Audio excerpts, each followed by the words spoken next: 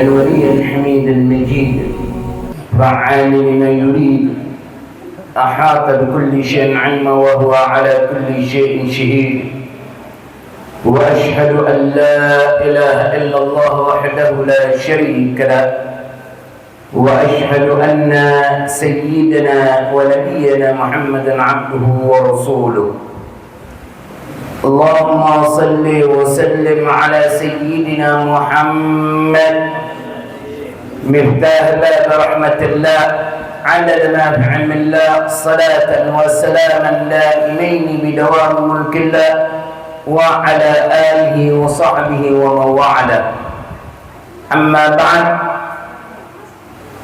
yang saya hormati pengurus Masjid Al-Akbar, wabil khusus Ketua Masjid Al-Akbar Bapak Haji Muhammad Asrari, kita doakan beliau semoga beliau selalu diberikan kesehatan oleh Allah, diberikan umur yang panjang dalam ketaatan kepada Allah, dan dimudahkan segala urusan dunia dan akhiratnya.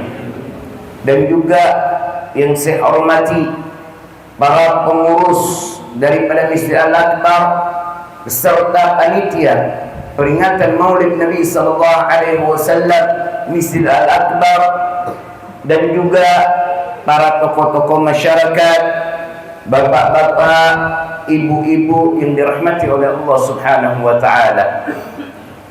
Segala puji serta syukur mari kita hanturkan kepada kehadirat Allah Subhanahu wa taala yang telah memberikan kita kenikmatan sehingga di malam hari ini kita dapat berkumpul di rumahnya Allah Subhanahu wa taala, yang mana dengan tujuan tiada lain untuk mengenang dzikra Maulid Nabi sallallahu alaihi wasallam, peringatan daripada kelahiran Rasulullah sallallahu alaihi wasallam.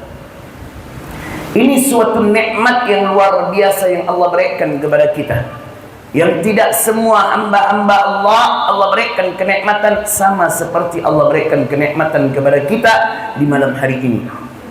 Yang mana di malam hari ini kita duduk di dalam majlis yang tadi kita dengarkan dilantunkan daripada pembacaan Maulid Nabi sallallahu alaihi wasallam, dilantunkan daripada salawat kepada Rasulullah, dilantunkan daripada bacaan Al-Quranul Karim, firman-Nya Allah Subhanahu wa taala. Ini nikmat tiada tara yang Allah berikan kepada kita semua di malam hari ini. Sebagaimana yang dikatakan oleh Al-Imam Ali Zainal Abidin, Al-Imam Ali karamallahu wajha, "Idza kunta fi ni'matin far'aha fa innal ma'asi tuzilun ni'am." Jika kalian diberikan satu kenikmatan, maka jaga daripada kenikmatan tersebut. Bagaimana cara kita menjaga kenikmatan yang Allah telah berikan kepada kita? Yaitu dengan kita melakukan ketaatan kepada Allah Subhanahu wa taala. Fa innal ma'asi tuzilun ni'am. Sesungguhnya perbuatan dosa yang kita lakukan itu akan menghilangkan kenikmatan yang Allah telah berikan kepada kita. Jadi cara kita bersyukur akan kenikmatan yang Allah telah berikan kepada kita di malam hari ini yaitu dengan taat kepada Allah Subhanahu wa taala. Tiada yang lain, bukan hanya cukup dengan mengucapkan alhamdulillah itu di lisan, tetapi juga harus dengan af'al, dengan perbuatan-perbuatan, yaitu ketaatan yang kita lakukan kepada Allah. Fa innal ma'asi tuzilun ni'am. Sesungguhnya perbuatan maksiat, perbuatan dosa yang kita lakukan itu akan menghilangkan kenikmatan yang Allah telah berikan kepada kita. Nah, ini malam hari ini banyak-banyak kita bersyukur kepada Allah. Duduk di dalam majlis, yang di dalam majlis itu diucapkan salawat kepada Rasulullah, yang di dalam majlis itu dilantunkan daripada ayat suci Al-Quran, sebagaimana yang disabdakan oleh Nabi sallallahu alaihi wasallam, "Ma qa'ada al-qawm maq'adan wa lam yadhkuruna subhanahu wa ta'ala fi wa lam yusalluna 'ala an-nabi illa kana 'alaihim khasratan yawm al-qiyamah." Apabila berkumpul suatu kaum, suatu kelompok, suatu golongan di dalam suatu majlis, lalu di dalam majlis itu, di dalam perkumpulan itu, yang mana tiada dilantunkan daripada zikir, tiada dilantunkan daripada bacaan Al-Quran, tiada dilantunkan salawat kepada Rasulullah, melainkan kelompok itu akan merugi nanti kelak di yaumul qiyamah. Alhamdulillah kita kebalikan daripada hadis tersebut. Perkumpulan kita dilantunkan daripada zikir, dilantunkan daripada salawat kepada Nabi, dilantunkan daripada ayat-ayat suci Al-Quranul Karim. Berarti kita kebalikan daripada hadis tersebut, yang mana insya Allah kita termasuk orang-orang yang beruntung nanti kelak di yaumul qiyamah. Amin, amin, amin ya rabbal alamin. Salawat serta salam tidak lupa kita hanturkan kepada junjungan kita, panutan kita, uswatun hasanah bagi kita, yaitu Nabi Muhammad sallallahu alaihi wasallam, serta keluarganya, para sahabat-sahabatnya dan juga umat-umatnya hingga kelak di yaumul qiyamah. Bapak-bapak, ibu-ibu, di malam hari ini tujuan kita berkumpul tiada lain memperingati Maulid Nabi sallallahu alaihi wasallam. Dan ingat, ketika kita mengenang akan kelahiran daripada Rasulullah sallallahu alaihi wasallam, berarti kita lagi melakukan suatu ibadah yang bernama bersyukur kepada Allah. Kenapa dikatakan kita lagi melakukan ibadah bersyukur kepada Allah? Dikarenakan dengan kita mengingat, kita lagi bersyukur kepada Allah akan nikmat kelahirannya Rasulullah sallallahu alaihi wasallam di muka bumi, akan adanya Rasulullah sallallahu alaihi wasallam di dunia ini. Karena itu berimbas kepada kita. Kalau Rasulullah sallallahu alaihi wasallam tidak ada di muka bumi ini, tidak dilahirkan di dunia ini, mungkinkah kita mendapatkan kemuliaan dari Allah Subhanahu wa taala? Mungkinkah kita menjadi umat yang terbaik di antara umat-umat yang lain? Tidak akan mungkin. Padahal Nabi sallallahu alaihi wasallam bersabda apa? Antum mutimmuna sab'ina ummah. Kalian ini, kata Nabi sallallahu alaihi wasallam, menjadi penyempurna 70 umat. Jadi 70 umat penyempurnanya kita. Wa antum khairuha, dan kalian ini adalah yang terbaik. Wa akramuha 'ala Allah, dan termulia di sisinya Allah Subhanahu wa taala. Nabi mengatakan itu kepada kita semua sebagai umatnya Rasulullah sallallahu alaihi wasallam, bahwa kita ini umat yang terbaik dan juga termulia di sisinya Allah Subhanahu wa taala. Tapi kalau tidak adanya Rasulullah, mungkinkah itu predikat akan kita dapatkan? Tidak akan. Maka dengan kita mengenang akan kelahiran daripada Rasulullah sallallahu alaihi wasallam, kita lagi bersyukur kepada Allah akan kelahiran daripada Rasulullah, karena dengan kelahiran itu kita otomatis menjadi umatnya Nabi Muhammad sallallahu alaihi wasallam. Secara otomatis setiap umat manusia yang di akhir zaman, yang mana lahir, maka otomatis menjadi umatnya Rasulullah sallallahu alaihi wasallam, tanpa perlu dia meminta ataupun memohon kepada Allah. Apa ndak enak padahal orang-orang terdahulu berharap dijadikan sebagai umatnya Rasulullah. Sampai-sampai Nabi Musa yang kalimullah meminta kepada Allah untuk dijadikan umatnya Rasulullah, sampai berkata, ij'alni min ummatihi. Kalau begitu ya Allah, jadikan aku sebagai umatnya. Tapi kita tidak perlu meminta, otomatis anak kita lahir langsung jadi umatnya Rasulullah.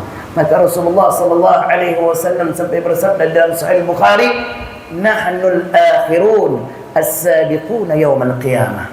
Kita ini adalah umat yang terakhir, orang yang terakhir. Tapi apa kata Nabi? As-sabiquna yaumal qiyamah. Tetapi menjadi orang-orang yang pertama, orang-orang yang dahulu masuk ke dalam surganya Allah nanti di hari kiamat. Sedangkan umat-umat terdahulu menanti daripada kita untuk masuk ke dalam surga. Kalau kita sebagai umatnya Rasulullah sudah masuk, yang lain baru masuk. Padahal kita umat terakhir. Nah, ini kemuliaan tidak Allah berikan kepada kita kalau kita bukan menjadi umatnya Rasulullah sallallahu alaihi wasallam. Maka Rasulullah sejak bersyukur akan kelahirannya, dengan beliau berpuasa di hari kelahirannya. Ketika ditanya kenapa beliau berpuasa di hari Senin, Rasulullah menjawab apa? Dzaka yauma wulidtu fi, karena di hari itu aku dilahirkan. Jadi Rasulullah berpuasa setiap hari Senin itu sebab apa? Hari itu Rasulullah dilahirkan. Hari itu Rasulullah sallallahu alaihi wasallam yang mana ada di muka bumi ini, berada di dunia ini. Maka Rasulullah berpuasa, melakukan ketaatan kepada Allah sebagai apa? Sebagai wujud syukurnya kepada Allah Subhanahu wa taala. Rasulullah saja yang mana bersyukur akan kelahirannya, apalagi kita umatnya Rasulullah harus lebih bersyukur lagi kepada Allah akan kelahiran daripada Rasulullah sallallahu alaihi wasallam. Karena dengan dilahirkan Rasulullah sallallahu alaihi wasallam di muka bumi ini, banyak kemuliaan yang Allah berikan kepada kita semua. Pertama, kita ini umatnya Nabi sallallahu alaihi wasallam, kalau mau solat dimanapun bisa, di tengah jalan, di sawah, asalkan suci. Bumi ini adalah tempat sujud kita. Tetapi umat-umat terdahulu, kalau mau solat ada tempatnya. Walaupun jauh daripada diri mereka, kalau udah waktu untuk solat, mereka harus kembali ke tempat yang diperintahkan oleh Allah untuk solat. Tidak boleh solat di tempat selain daripada itu. Ya apa kalau itu diterapkan kepada kita? Alhamdulillah, kita bahkan diberikan kemudahan sama Allah Subhanahu wa taala. Bisa solat di mana saja. Kita berada di hutan, kita boleh solat di tanah itu. Asalkan kita mengetahui tempat itu suci, maka bisa kita gunakan untuk bersujud kepada Allah Subhanahu wa taala. Sedangkan kemuliaan ini tidak Allah berikan kepada umat-umat Nabi yang lainnya.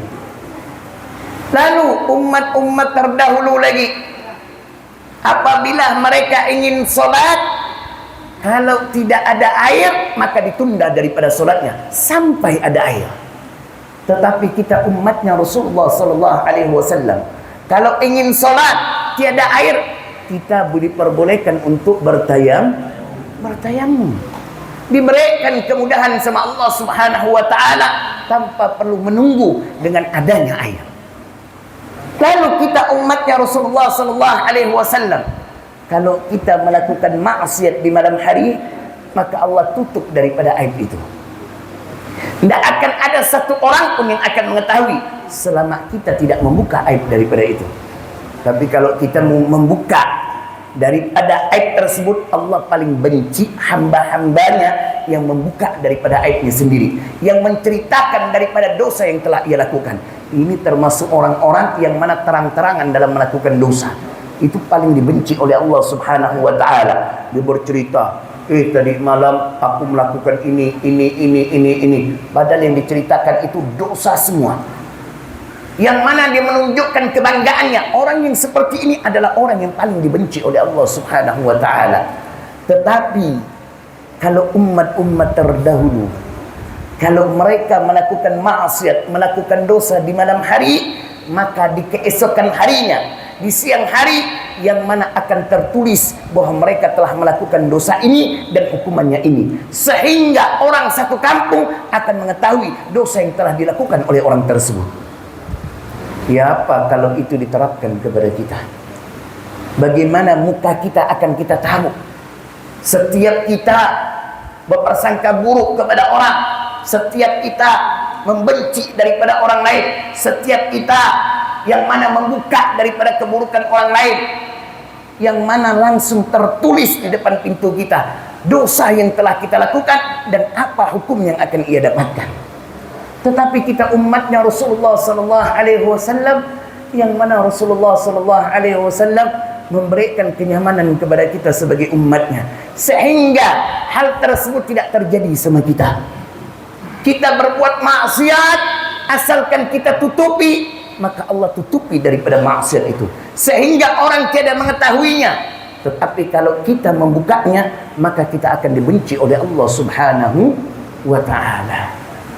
Lalu umat-umat terdahulu, kalau mereka ingin bertaubat kepada Allah Subhanahu wa ta'ala, kalau taubatnya ingin diterima oleh Allah, harus bunuh diri. Itu tercantum di dalam Al-Quran. Fatubu ila bari'ikum faqtulu anfusakum. Bertaubatlah kalian kalian kepada Tuhan kalian, lalu bunuh daripada diri kalian. Jadi maknanya apa? Seseorang akan diterima taubatnya sama Allah Subhanahu wa taala dengan dia bunuh diri. Ini berlaku untuk umat-umat terdahulu kalau ingin taubatnya diterima oleh Allah Subhanahu wa taala.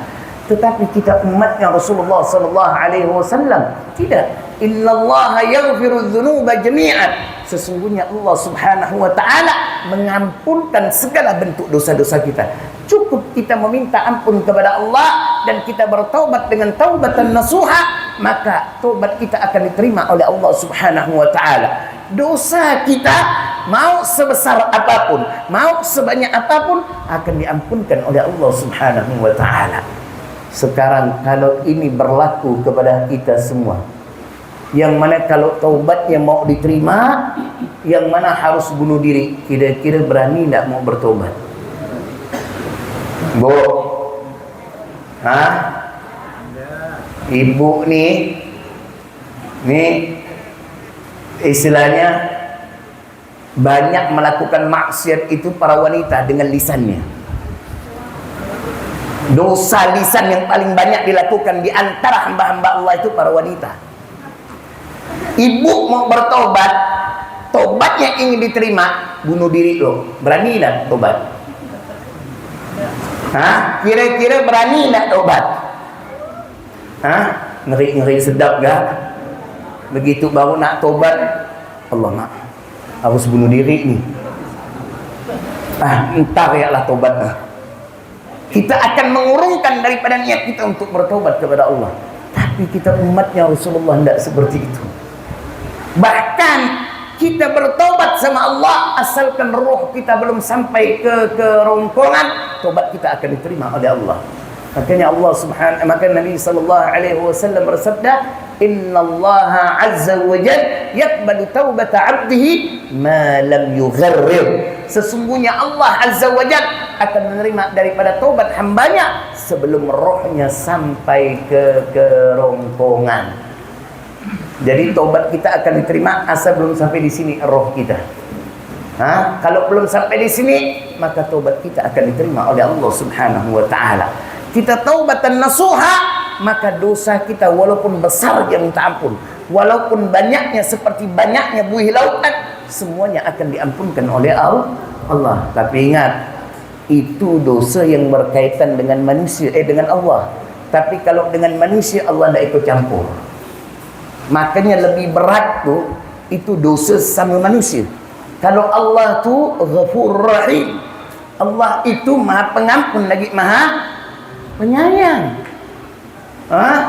Makanya Nabi sallallahu alaihi wasallam, ini di antara kemuliaan Rasulullah, Allah menawarkan kepada Rasulullah sallallahu alaihi wasallam untuk Rasulullah mengurusi daripada umatnya. Jadi Rasulullah yang akan menentukan umatnya masuk surga ke neraka ke, itu Allah berikan kuasa itu kepada Rasulullah. Tetapi apa yang dikatakan oleh Rasulullah sallallahu alaihi wasallam kepada Allah? Yang mana Rasulullah tidak menyambut itu, tidak menerima itu, malah Rasulullah berkata kepada Allah, "La ya Rabb, tidak wahai Tuhanku. Anta arhamu bihi minni. Engkau lebih penyayang dibandingkan diriku." Allah yang mana Ar-Rahman Ar-Rahim.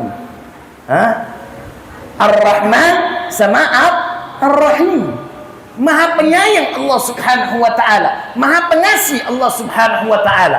Maka kalau kita datang dengan membawa sejuta kesalahan, satu kebaikan aja yang kita harap kita lakukan, maka yang dilihat oleh Allah Subhanahu wa taala adalah satu kebaikan yang kita lakukan, bukan sejuta kejahatan yang kita lakukan. Maknanya satu kebaikan itu apa? Bertobat kepada Allah Subhanahu wa taala. Tobat itu yang akan dilihat oleh Allah, bukan dosa sejuta banyaknya yang dilihat oleh Allah. Tapi kalau kita sama manusia, yang mana 1 juta kebaikan yang kita lakukan, 1 kesalahan yang kita lakukan, 1 juta kebaikan itu tidak akan dilihat oleh manusia, tapi 1 kesalahan itu yang akan dilihat oleh manusia. Makanya hati-hati kita kalau berbuat dosa sesama manusia, dengan kita mengatai mereka, menyakiti hati mereka. Hati-hati. Kenapa? Berat dosa yang kita lakukan sama manusia. Kenapa? Walaupun kita benar-benar meminta maaf, kalau orang yang mana kita sakiti tidak memaafkan, maka kita akan bayar nanti kelak di yaumul qiyamah. Dengan apa kita membayarnya? Dengan pahala-pahala yang telah kita lakukan sewaktu kita hidup di dunia. Kalau 1-2 orang, ternyata ribuan orang yang pernah kita sakiti daripada hatinya, yang semua itu menuntut kita nanti kelak di yaumul qiyamah. Apa ndak habis pahala-pahala kebaikan yang telah kita lakukan atau telah kita kumpulkan sewaktu kita hidup di dunia. Makanya kalau dosa sama manusia, hati-hati, maka jaga daripada lisan kita. Jaga daripada lisan kita agar kita selamat di dunia dan juga di akhirat. Makanya yang mana Rasulullah SAW itu yang mana banyak meminta kepada Allah Subhanahu wa taala kemudahan bagi kita sebagai umatnya. Bahkan sampai yang mana kita bertobat, asalkan roh belum sampai ke kerongkongan, tobat kita akan diterima oleh Allah Subhanahu wa taala. Siapa yang meminta itu? Adalah Rasulullah sallallahu alaihi wasallam. Kalau bukan Rasulullah yang meminta, maka tidak akan ada ini. Nah, maka tidak akan diberikan ini kepada kita semua. Maka yang berlaku apa? 1 tahun sebelum meninggal kita harus bertobat, atau 1 bulan sebelum kita meninggal kita harus bertobat, atau 1 minggu sebelum kita meninggal kita harus bertobat, atau 1 hari sebelum kita meninggal kita harus bertobat kepada Allah Subhanahu wa taala. Iya, kalau kita tahu ajal kita. Kalau enggak, ternyata tinggal seminggu lagi kita punya umur, tapi belum juga kita bertobat. 3 hari sebelum meninggal mana bertobat? Tobatnya tidak akan diterima oleh Allah Subhanahu wa taala. Tetapi berkat Rasulullah sallallahu alaihi wasallam yang meminta kepada Allah Subhanahu wa taala, maka Allah berikan hal ini. Maka banyak-banyak bersyukur kita menjadi umatnya Rasulullah sallallahu alaihi wasallam. Lalu dengan kenikmatan yang begitu banyak yang Allah berikan ini, lalu apa yang harus kita lakukan sebagai umatnya Rasulullah? Teladani daripada Rasulullah sallallahu alaihi wasallam. Teladani perbuatan Nabi sallallahu alaihi wasallam. Teladani daripada akhlaknya Rasulullah sallallahu alaihi wasallam. Terutama ini akhir zaman yang mana akhlak sudah pada banyak rusak.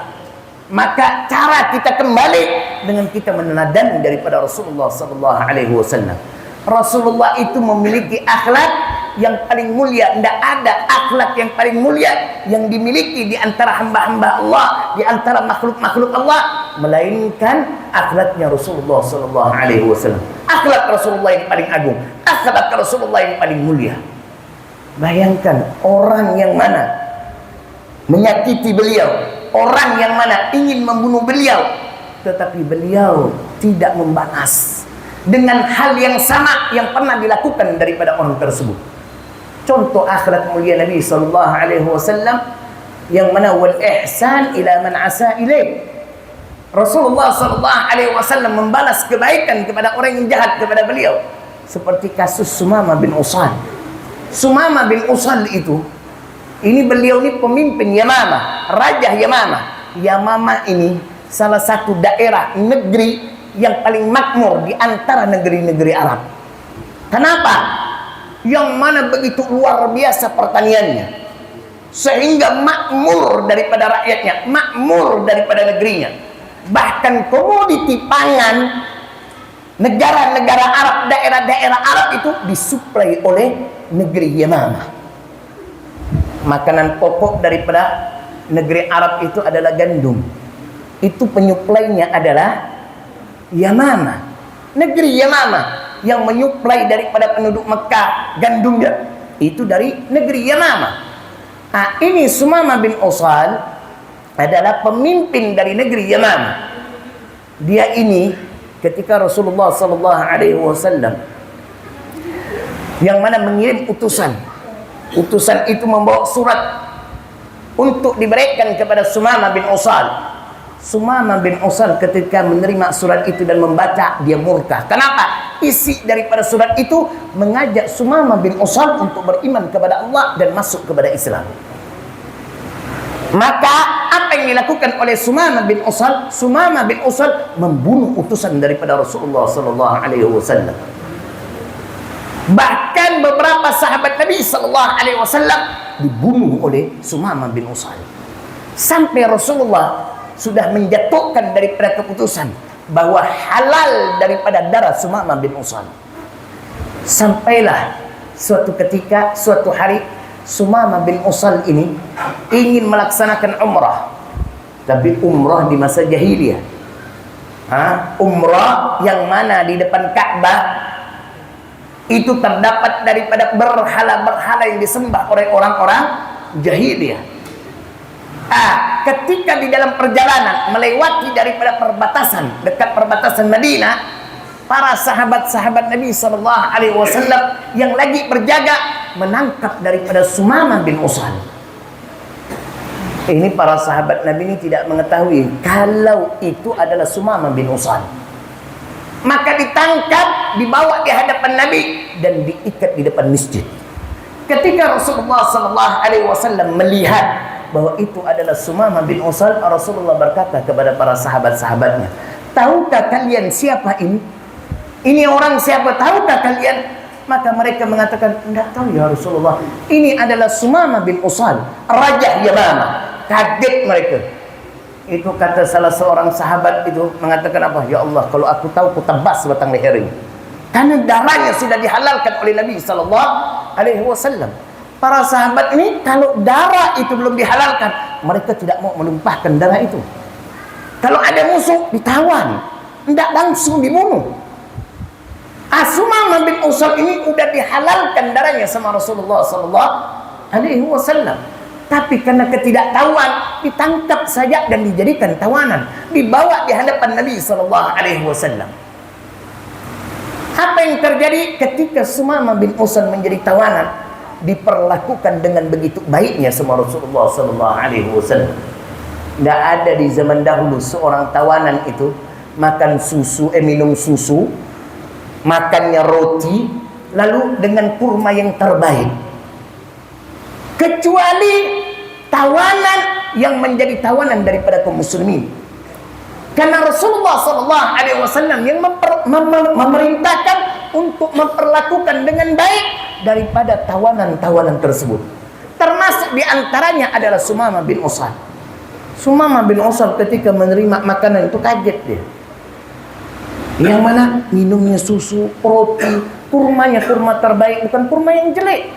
Biasa tawanan, namanya tawanan, ya makannya sebatas untuk bertahan hidup. Agar tawanan itu bisa hidup, makanannya ya amburadul. Tidak mungkin makanan yang terbaik yang diberikan kepada tawanan. Tapi Rasulullah memerintahkan kepada kaum muslimin, setiap tawanan diberi makanan yang layak, sebagaimana yang dimakan oleh kaum muslimin. Bahkan makanan mereka kadang lebih baik dibandingkan makanan kaum muslimin. Itu seperti ketika Suhail bin Amr itu menjadi tawanan. Ketika dia menjadi tawanan di peperangan Badar itu kan orang kafir Quraisy Mekah itu kan kalah. Di antara orang yang menjadi tawanan itu Suhail bin Amr. Ini salah satu tokoh Quraisy ini. Ketika Sayyidina Bilal membawakan daripada makanan, itu Suhail bin Amr sampai terheran. Itu saja yang kau makan wahai Bilal? Heran dia kenapa? Karena makanan dia sebagai tawanan lebih baik dibandingkan makanan daripada Sayyidina Bilal. Padahal Sayyidina Bilal bukan tawanan, malah Sayyidina Bilal yang menawar. Itu udah menjadi daya tarik daripada Suhail bin Amr akan Islam. Makanya ketika melihat keindahan-keindahan Islam yang berikutnya, Suhail bin Amr ini lalu masuk kepada Islam. Ini juga diperlakukan sama Nabi kepada kepada Sumamah bin Utsal. Dikasih makanan yang layak, yang pantas, bahkan yang enak. Setiap hari itu, waktu makan disuapkan karena terikat daripada tangannya dengan makanan yang terbaik. Dan setiap hari Rasulullah pasti bertanya, "Apa kabar wahai Sumamah?" Maka Sumamah mengatakan, "Aku baik wahai Muhammad."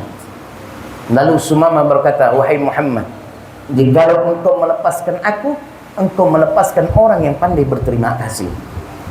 Dan jikalau engkau membunuh aku, maka engkau membunuh orang yang mana akan banyak orang menuntut balas akan kematiannya." Dan jikalau engkau meminta tebusan, maka sebutkan berapa yang engkau minta. Rasulullah hanya tersenyum dan meninggalkan Sumamah bin Utsal. Keesokan harinya begitu lagi. Ditanya sama Rasulullah apa kabarnya. Sumamah bin Utsal menjawab dengan pertanyaan-pertanyaan tadi itu. Besoknya begitu lagi. Tapi Rasulullah hanya tersenyum saja. Sampai Rasulullah memerintahkan kepada sahabat-sahabatnya untuk melepaskan Sumamah bin Utsal, lalu menyiapkan daripada kendaraan kuda yang begitu gagah dan dengan bekal makanan untuk perjalanan daripada Sumamah bin Utsal untuk kembali ke Yamamah. Sumamah bin Utsal kaget, tapi dia pun langsung naik kendaraannya langsung pergi. Tapi di tengah perjalanan dia teringat akan perlakuan daripada kaum muslimin, perlakuan daripada Rasulullah SAW terhadap dirinya. Padahal dirinya yang mana sudah banyak melakukan kesalahan, bahkan banyak membunuh daripada kaum muslimin, bahkan dia termasuk orang yang ingin membunuh daripada Rasulullah, tetapi kok diperlakukan dengan baiknya. Maka Sumamah bin Utsal kembali lagi ke Madinah. Lalu ketika di hadapan Nabi SAW berkata, "Ya Rasulullah." Kaget orang-orang yang ada di sekitar Nabi. Sumamah bin Utsal berkata, "Ya Rasulullah, wahai utusan Allah," berkata seperti itu kepada Nabi Muhammad. Yang mana Sumamah bin Utsal berkata, "Ya Rasulullah, engkau dahulu adalah manusia yang paling aku benci, tapi sekarang engkau adalah manusia yang paling aku cintai. Dahulu agamamu adalah agama yang paling aku benci dan aku perangi, tapi sekarang agamamu adalah agama yang paling aku cintai dan akan aku bela." Maka dia langsung mengucapkan, "Asyhadu an la ilaha illallah wa asyhadu annaka Muhammadar Rasulullah." Maka masuk Islam Sumamah bin Utsal ini. Lalu setelah dia masuk Islam, dia pun meminta saran kepada Nabi. "Ya Rasulullah, apakah aku melanjutkan perjalananku sesuai dengan niatku di awal, yang mana ingin umrah, atau aku kembali ke negeriku Yamamah?" Maka Rasulullah mengatakan, "Engkau teruskan perjalananmu ke Makkah untuk melaksanakan daripada umrah." Maka diajarkan oleh Rasulullah SAW umrah sesuai dengan syariat daripada Islam. Maka Sumamah pun melanjutkan perjalanan ke Makkah. Sampai di Makkah, orang pada heran, kenapa ini Sumamah bin Utsal ini malah bertalbiyah, "Labbaik Allahumma labbaik." Ini ucapan yang biasa diucapkan oleh Rasulullah dan juga pengikut-pengikutnya. Maka yang orang-orang Quraisy heran, bukankah ini ucapan yang biasa diucapkan oleh Muhammad dan pengikut-pengikutnya? Maka orang-orang Quraisy ini ingin memukuli daripada Sumamah bin Utsal. Tetapi ketika melihat itu adalah Sumamah bin Utsal, tidak ada satu orang pun berani memukuli daripada Sumamah bin Utsal. Karena mereka tahu konsekuensi kalau memukuli daripada Sumamah bin Utsal, mereka bisa mati semua. Mati bukan dikarenakan peperangan, tapi karena kelaparan. Karena komoditi pangan mereka itu disuplai oleh negeri Yamamah. Kalau sampai di stop, di embargo, maka makanan pokok mereka mau mereka dapatkan dari mana?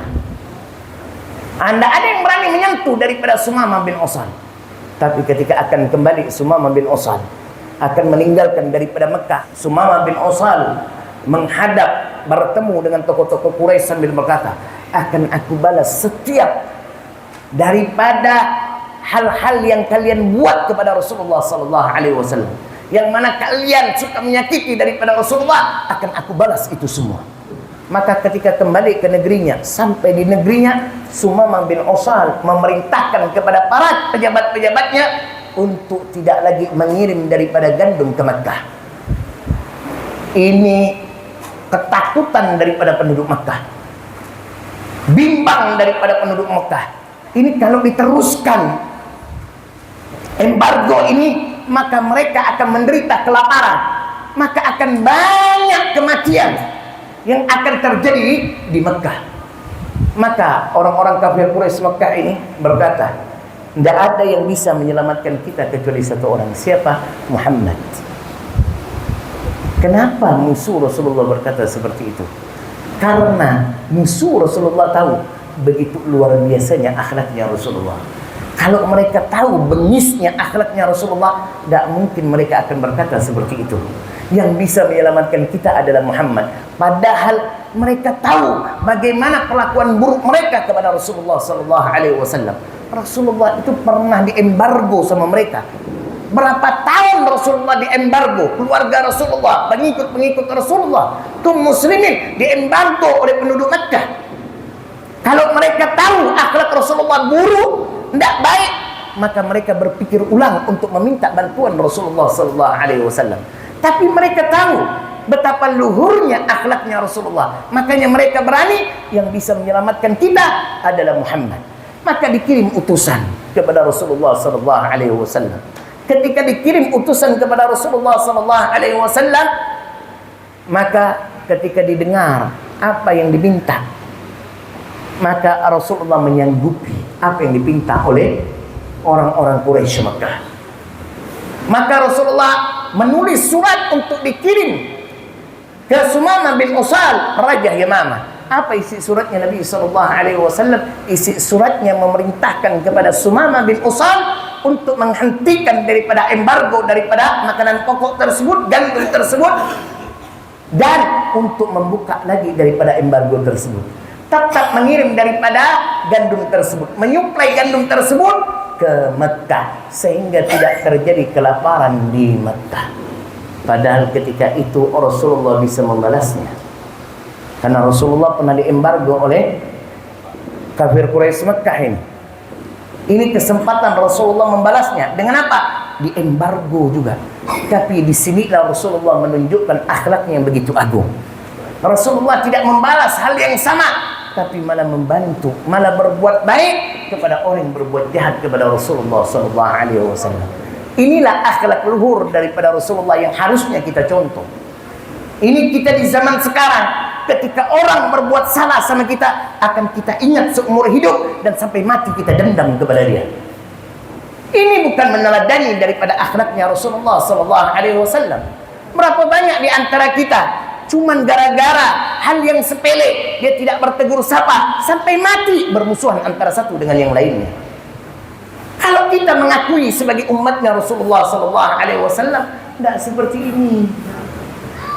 Ya Bu, tak diundang ya ke rumah, langsung melata apa Bu? Haram aku nak naik rumah dia ni. Oh Bu, betul apa betul? Hah? Gara-gara tak diundang ya tu. Yang mana punya hajat lupa. Bukan sengaja. Lupa. Dia merasa tak diundang. Jangan harap aku nak naik rumah kau lagi.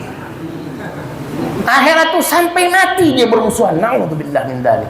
Padahal akhlaknya Rasulullah, sekalipun orang itu berbuat jahat, kita tidak diperintahkan oleh Nabi sallallahu alaihi wasallam untuk membalas dengan kejahatan, tetapi membalas dengan kebaikan. Wal ihsan ila man asa ilaik. Berbuat baik kepada orang yang berbuat jahat kepada kita. Itulah akhlak Nabi sallallahu alaihi wasallam.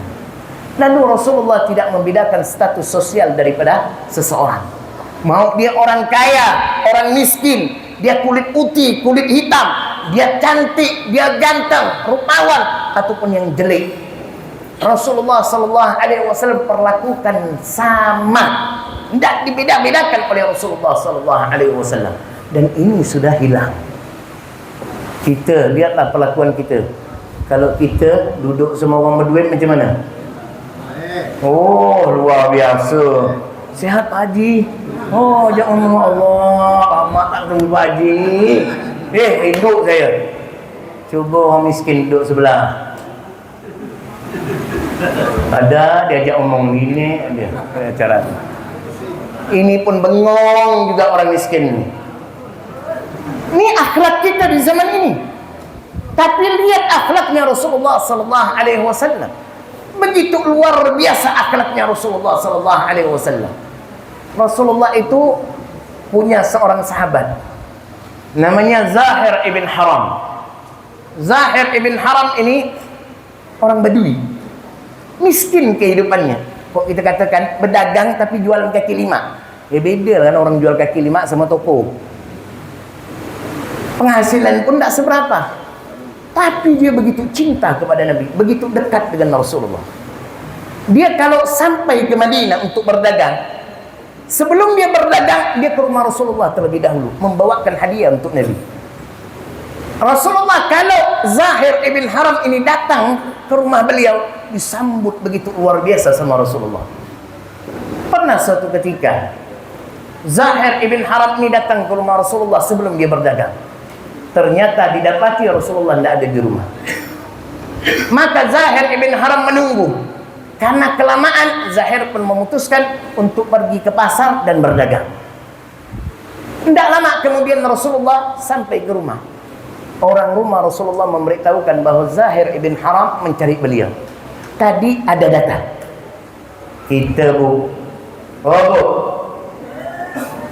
kalau ada orang miskin datang ke rumah kita, pas kita tak ada, pas balik, yang mana orang rumah ngasih tahu, mak, tadi ada fulan bin fulan, fulana bintu fulana mencari mak.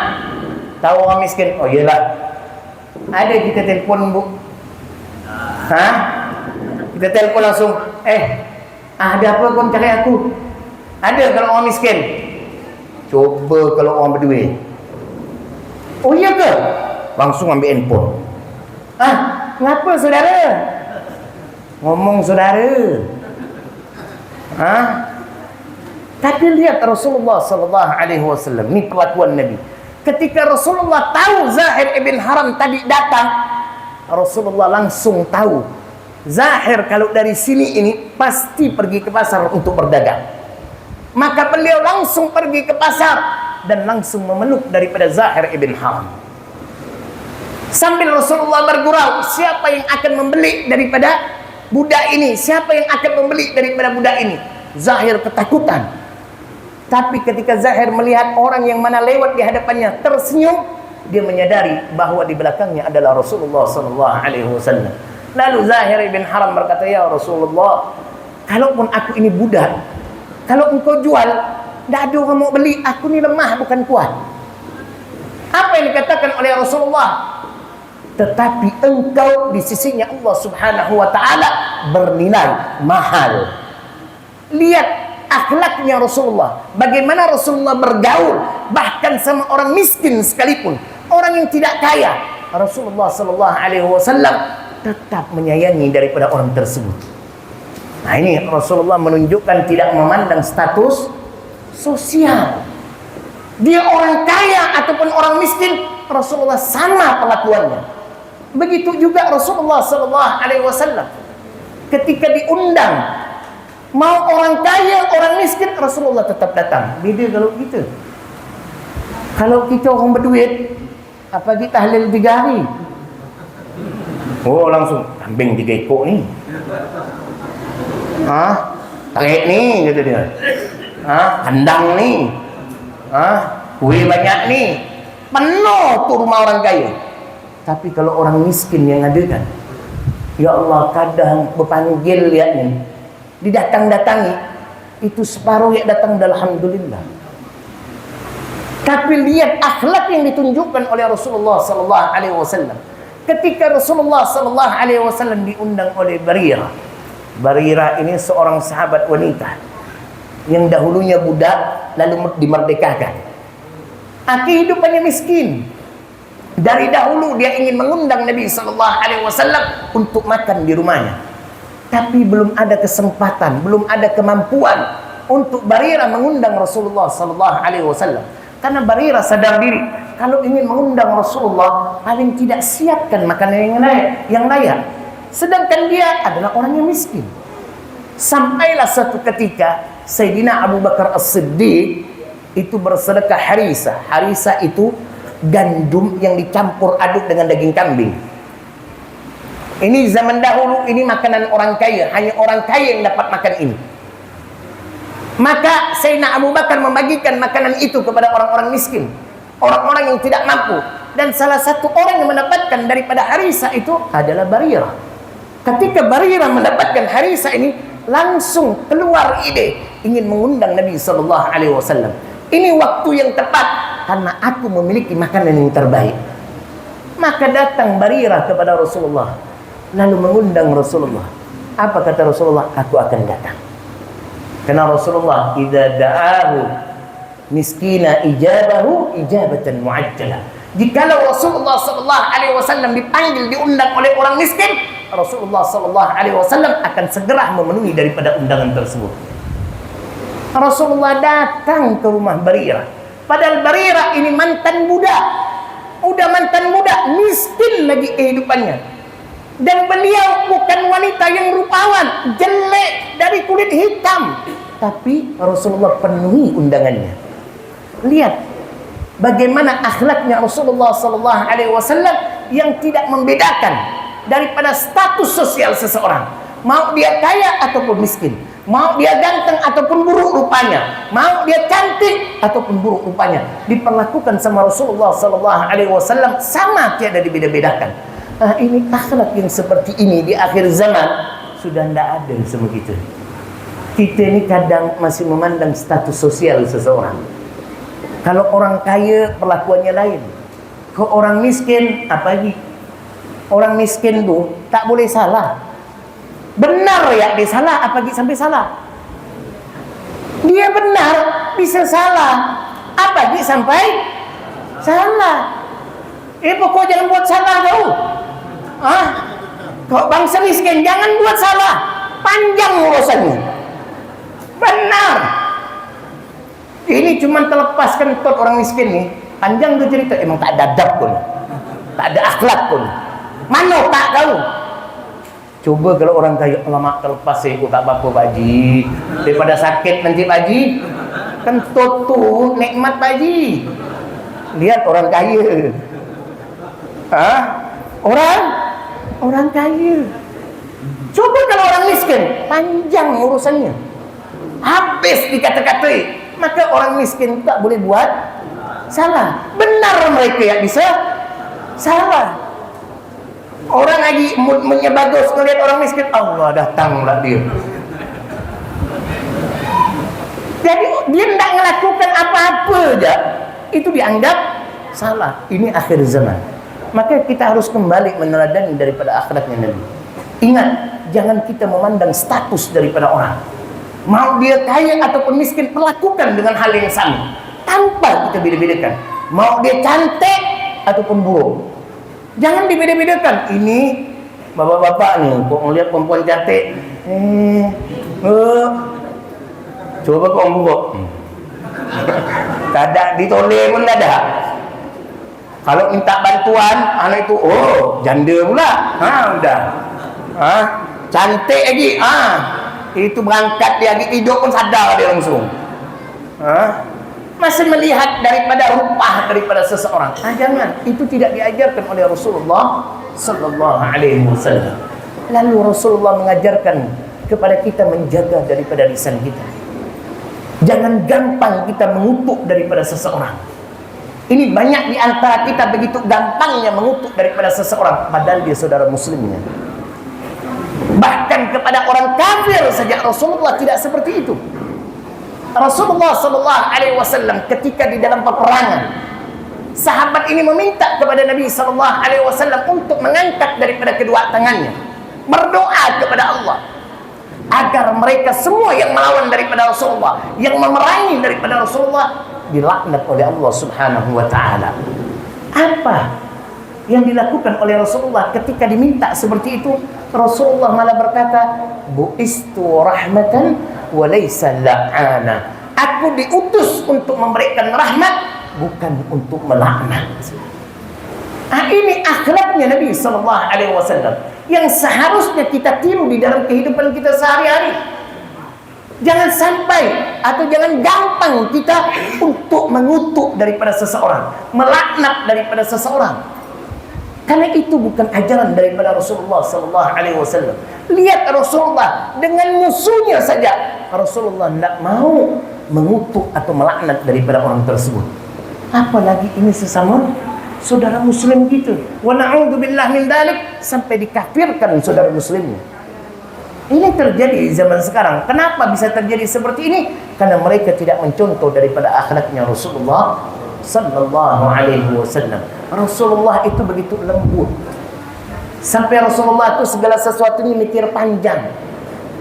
Pernah daripada seseorang membawa daripada semangkuk anggur. Ini orang miskin nih, orang gunung, datang kepada Nabi membawa semangkuk anggur. Lalu Rasulullah memakan daripada anggur itu. Sambil tersenyum Rasulullah makan 1 biji, 2 biji, 3 biji, sampai habis daripada buah anggur itu.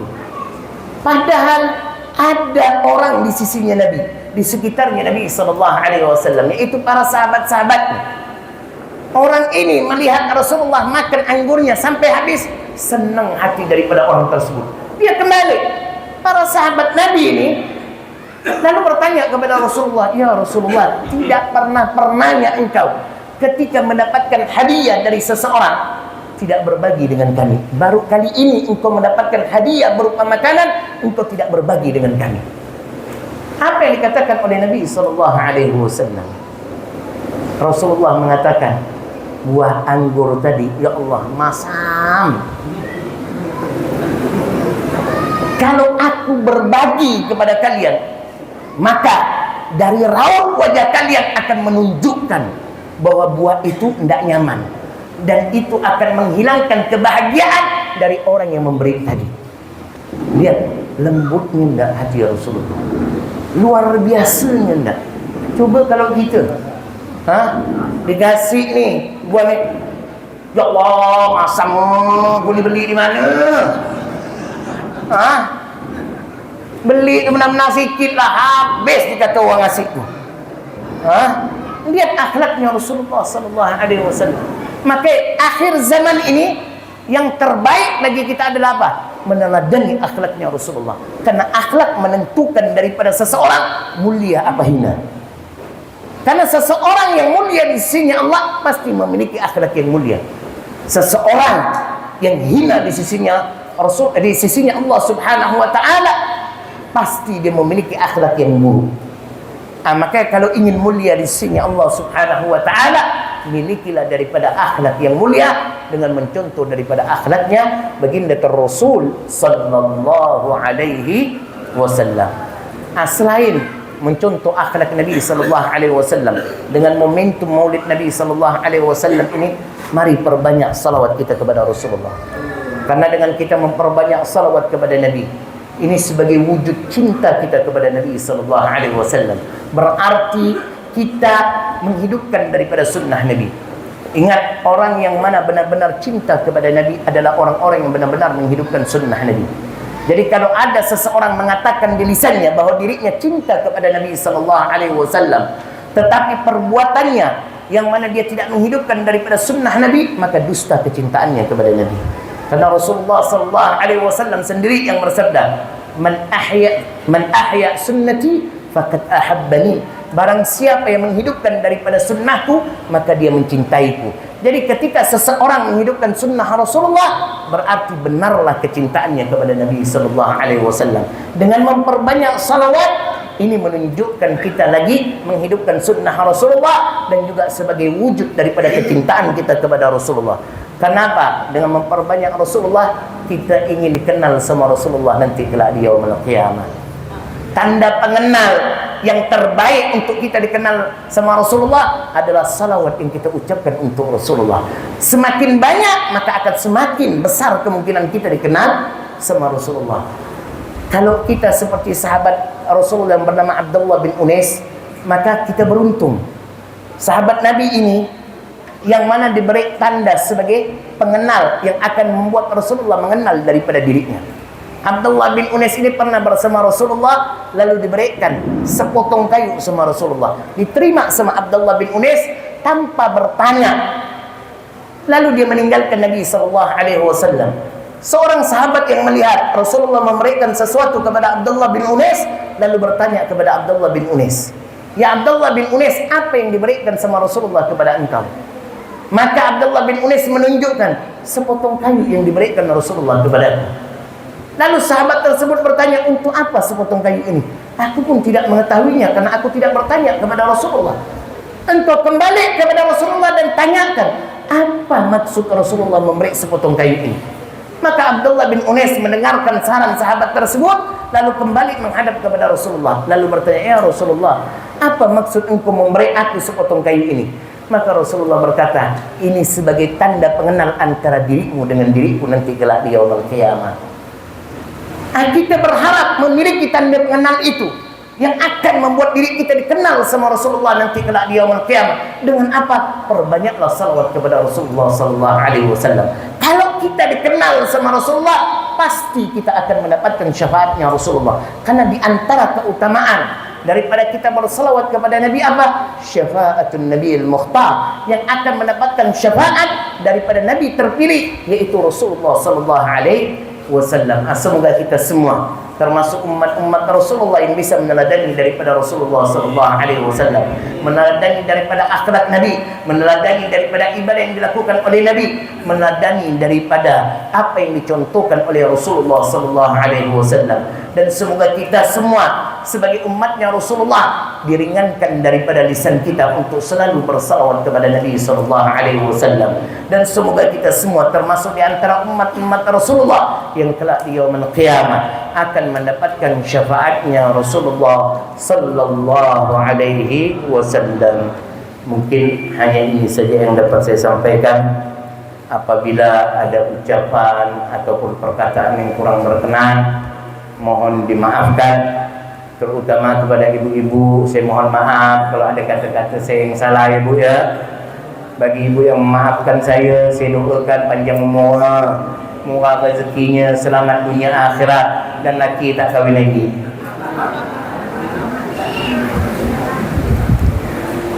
Mungkin hanya itu saja. Wabillahi taufiq wal hidayah. Assalamualaikum warahmatullahi wabarakatuh. Bismillahirrahmanirrahim. Alhamdulillahi rabbil alamin, hamdan yuwafi ni'amahu wa yukafi mazida. Ya Rabbana lakal hamdu kama yanbaghi min jalali wajhika wa li'azimi sultanik. Allahumma salli wa sallim ala sayyidina Muhammad wa ala ali sayyidina Muhammad. Allahumma lakal hamdu syukra wa lakal mannu fadla, wa anta rabbuna haqqan wa nahnu 'abiduka riqqan, wa anta lam tazal lidhalika ahla, ya muyassir kulla 'asir wa ya jabir kulla kasir, wa ya sahib kulla farid, wa ya mughni kulla faqir, wa ya muqim kulla dha'if, wa ya ma'man kulla makhir. يسر علينا كل عسير وتيسير عسير عليك يسير. اللهم يا من لا يحتاج إلى البيان والتفسير حاجاتنا كثير وأنت عالم بها وخبير. اللهم إنا نسألك الهدى والتقى والعفاف والغنى. اللهم إنا نسألك زيادة في الدين وبركة في العمر وصحة في الجسد وسعة في الرزق وتوبة قبل الموت وشهادة عند الموت ومغفرة بعد الموت وعفوا عند الحساب وأمانا من العذاب ونصيبا من الجنة وارزقنا نظرا إلى وجهك الكريم. اللهم اختم لنا بالإسلام واختم لنا بالإيمان واختم لنا بالخير واختم لنا بالسعادة واختم لنا بحسن الخاتمة. اللهم يا محول الأحوال حول حالنا إلى أحسن الحال. اللهم يا محول الأحوال حول حالنا إلى أحسن الحال. اللهم يا محول الأحوال حول حالنا إلى أحسن الحال.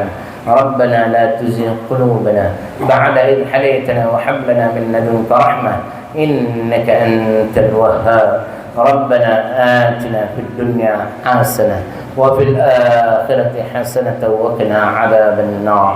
وصلى الله على سيدنا محمد النبي الأمي وعلى آله وصحبه وسلم.